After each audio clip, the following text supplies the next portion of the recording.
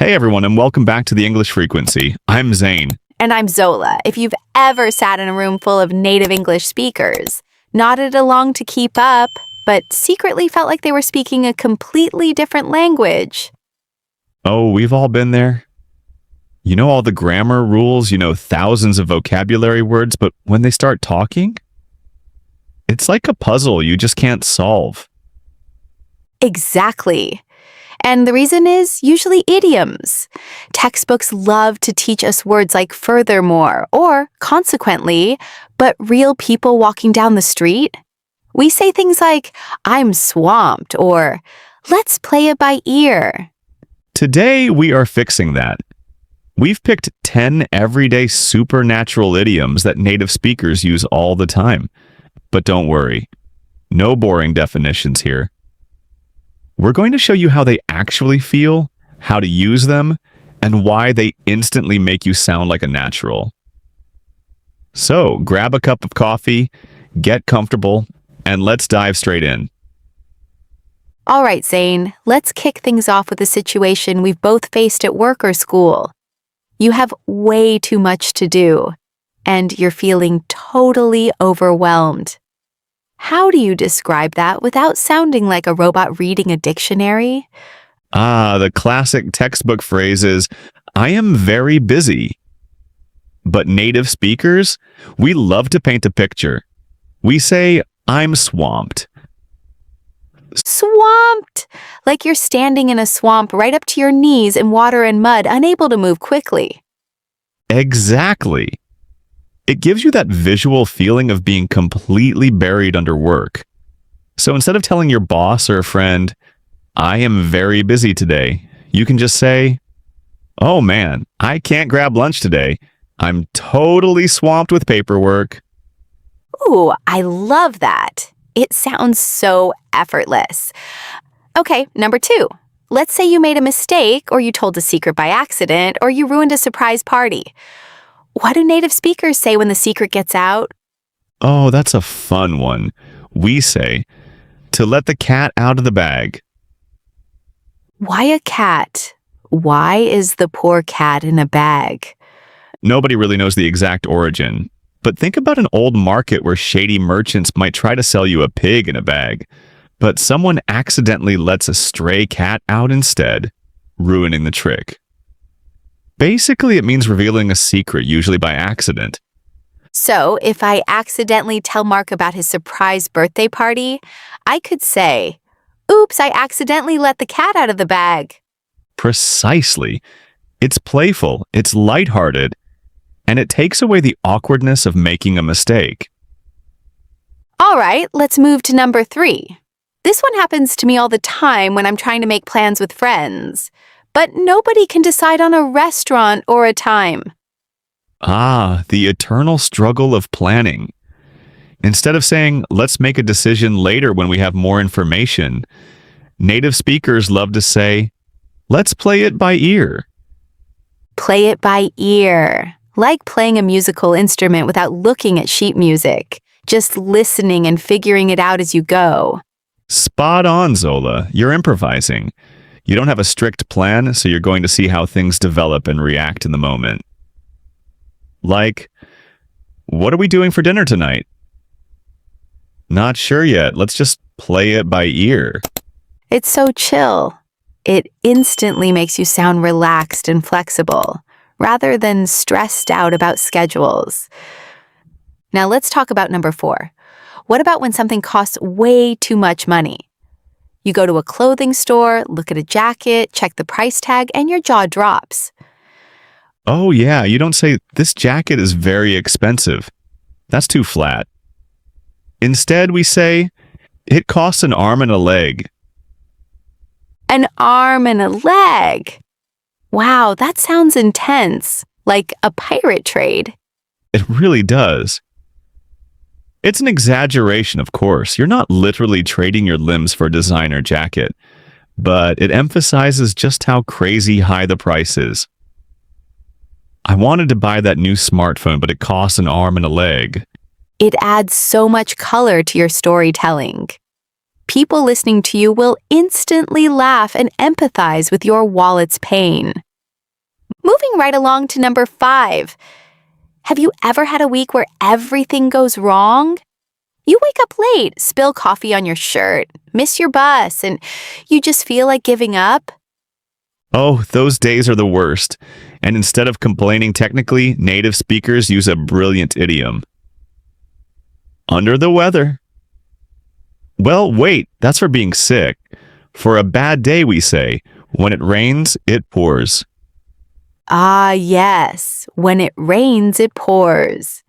'Cause if it's just a light drizzle, you can handle it. But when it pours rain, everything gets flooded all at once. Exactly. Problems never come alone. They love to show up in a big group. So if you lose your keys, then your computer crashes, then your internet cuts out, you just sigh and say, well, when it rains, it pours. It helps you laugh at the chaos instead of crying. Number 6 is one of my absolute favorites because it's so visual. What do you say when someone is working super hard deep into the night? Ah, you're talking about burning the midnight oil. Yes. Tell our listeners where that comes from. Back before electricity, people used oil lamps to light their homes. If you were studying or working late past midnight, you literally had to keep burning more oil in your lamp. Today, we still use it even though we're just flipping on an LED desk lamp. So if a student is studying for a big exam tomorrow morning, they can say, I stayed up burning the midnight oil all night. You got it. It shows dedication and hard work, but in a very cozy, literary way. All right, we are flying through these. Let's hit number 7. Imagine you're nervous before doing something big, like giving a presentation or talking to someone you have a crush on or going on stage. What's happening in your stomach? Ah, you've got those little fluttering feelings. We say to have butterflies in your stomach. It sounds so cute, but it actually feels kind of weird and tickly. It does. It's that nervous excitement. Not necessarily terror, just your body reacting to a new challenge. You can tell your friend, I have to speak in front of 100 people today and I've got butterflies in my stomach. Everyone listening will instantly smile and say, oh, I know that feeling. Number 8. Let's talk about timing. You missed an opportunity because you were too slow, or maybe you arrived just a second too late. In English, we say, to miss the boat. Like standing on the dock and watching the ferry sail away without you. Precisely. You waited too long to make a decision, and now the chance is gone.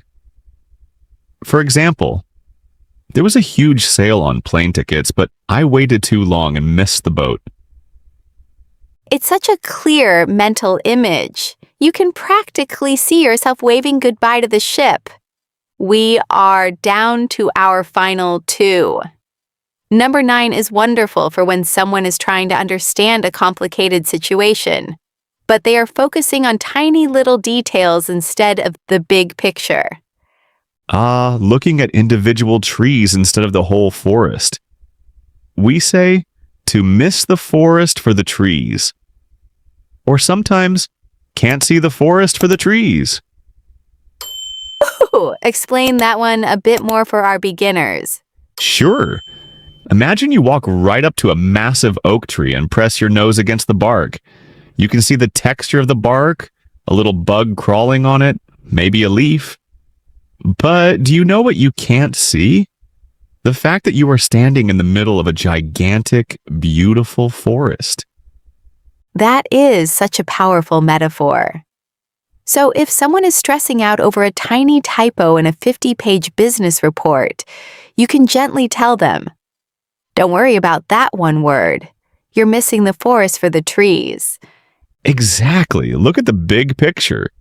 And finally, number 10. This is the ultimate comfort idiom for anyone learning a language right now and feeling like progress is slow. Oh, I love this one. When you're trying something new, whether it's learning English, cooking a new recipe, or starting a fitness journey, progress takes time. We say, Rome wasn't built in a day. Rome, the historic city with all the ancient ruins and colosseums. Right. It took hundreds of years of hard labor, stone by stone, to build one of the greatest empires in history. So, if you make a mistake in English today, or if you don't feel fluent yet, remember, you are building your own empire. I love that so much. Rome wasn't built in a day, and your English fluency won't be either. Be patient with yourselves, guys. That is so true. So, let's do a quick recap. Today we looked at swamped. Super busy. Let the cat out of the bag. Reveal a secret. Play it by ear. Improvise plans. Cost an arm and a leg. Very expensive. When it rains, it pours. Bad things happen together. Burn the midnight oil. Work or study late. Butterflies in your stomach. Nervous excitement. Can't see the forest for the trees. Focusing too much on small details. Rome wasn't built in a day. Big things take time. Now, we want to hear from you. Scroll down to the comments right now and write a sentence using one of these idioms. We read and reply to as many as we can, and it's the absolute best way to lock it into your memory.